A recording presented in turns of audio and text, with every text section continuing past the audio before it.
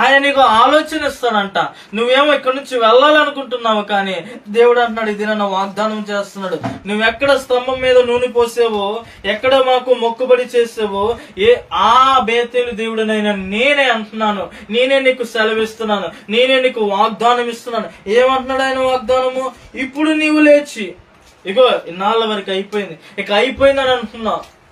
దేవుడు ఇందాక పాట పాడుకున్నాం కదా, ఆయన కథ మొత్తం మార్చగలడు. ఖచ్చితంగా ఆయన మారుస్తాడు, ఆయన స్థిరపరుస్తాడు, ఆయన నిన్ను నిలబెడతాడు. ఎప్పుడు ఇది నీవు ఒంటరిగా అయిపోయి చూడు, నా వల్ల కాదు ప్రభా అని నువ్వు మోకరించి కుమిలిపోతూ కన్నీరు కారుస్తూ దిక్కుమాలిన పరిస్థితిలో పడిపోయి నువ్వు వేర్చుచున్నావు, మూలుగుచున్నావు.